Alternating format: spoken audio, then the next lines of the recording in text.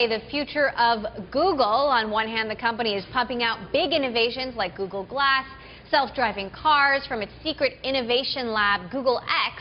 On the other hand, it appears to be playing catch-up in some arenas like, of course, social networking. At this year's Google Developer Conference, we saw no groundbreaking innovations from the Google X lab, no new groundbreaking innovations, but we did see plenty of updates, tweaks, including a redesign of Google Maps, changes to the Google Plus page, and a number of Android updates designed to get Android users to stay more connected to the system. So what does this say about the future of Google? For that, I want to bring back our senior West Coast correspondent, John Ehrlichman. You spent the day at I/O yesterday. Of course, we had the surprise appearance from Larry Page, who did speak a bit about big ideas and big innovation. But when you look at the evidence, you do sort of see a tale of two Googles. Well, this is a company like Apple, like a lot of companies in Silicon Valley, that have to manage the innovation message. And what I mean by that is Google Glass is this huge opportunity for them. And, you know, a lot of investors who have watched Google's stock price soar as Apple's has slipped know that there's a benefit that Google has to having its key business still bringing in boatloads of money, and for everybody to be talking about them leading the next generation of the technology we're going to be talking about. We're still waiting to hear more from Apple on that front.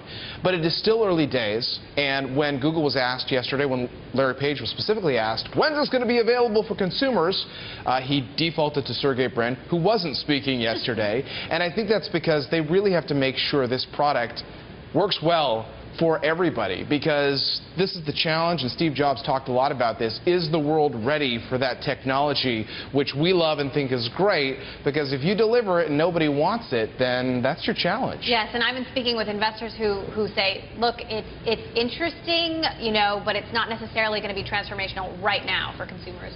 Right now, you know, let's talk about, you know, they're really trying to not just woo, but maintain their key Android developer base, right? Well, absolutely. And the number that we mentioned a lot of times yesterday, because it's a big number, is that they've hit that 900 million Android activations number. I mean, they're almost at 1 billion Android activations around the globe, and probably will get there pretty soon based on the percentage growth we're seeing.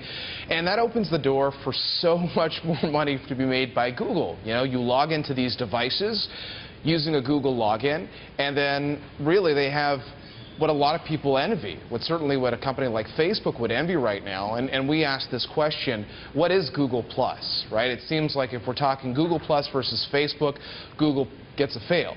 But if you think of Google Plus as the entry point to the world that is all these different Google services, then maybe Google Plus is a really smart thing that Google has going for it, and sets the stage for them to have just more control over the phone process or the phone, you know, ecosystem, without having to own which handset is popular at the time.